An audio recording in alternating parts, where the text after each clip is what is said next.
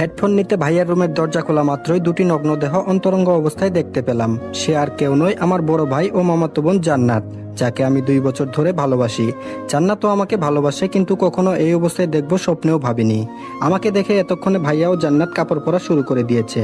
লজ্জায় কেউ কোনো কথা বলছে না, হয়তো আমি এখানে আসবো আশা করিনি।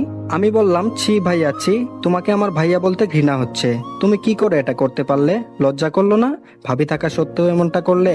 জান্নাত, তোমাকেও বা কি বলবো, ঘৃণা হচ্ছে নিজেকেই। জান্নাত বলল, আবির প্লিজ কাউকে কিছু বলো না প্লিজ, আমি তোমার পায়ে পড়ি। আমি বললাম, ছি, তোমার নোংরা মুখে আমার নাম কখনো উচ্চারণ করবে না। কাঁদতে কাঁদতে চলে এলাম আমার রুমে, নিজের চোখকে যেন বিশ্বাস করতে পারছি না। জান্নাত কেন এমন করলো? আমি ওর সাথে শারীরিক সম্পর্ক করতে চাইলাম না বলে আমার ভাইয়ের সাথে এমনটা করবে?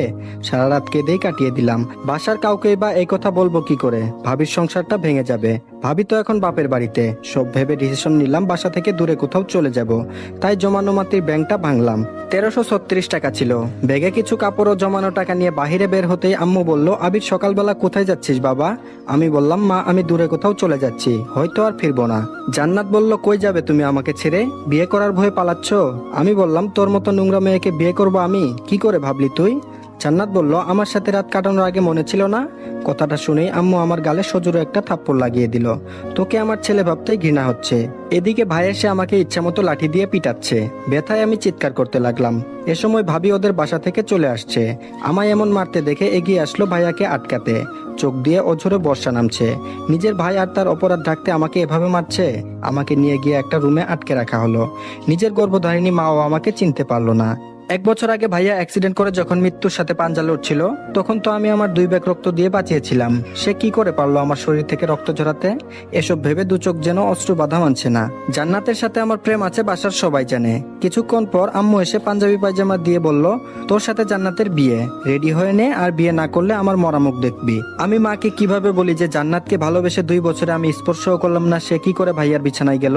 অবশেষে সিদ্ধান্ত নিলাম মায়ের কথা রাখতে বিয়ে করব, কিন্তু বাসা থেকে চলে যাব যাতে জান্নাতের মুখ না দেখতে হয়। একটু পর ভাবি আমাকে জানালা দিয়ে দেখে চোখের পানি ফেলে চলে গেল। হয়তো তার মনে অনেক প্রশ্ন, কেন আমি এমন করলাম।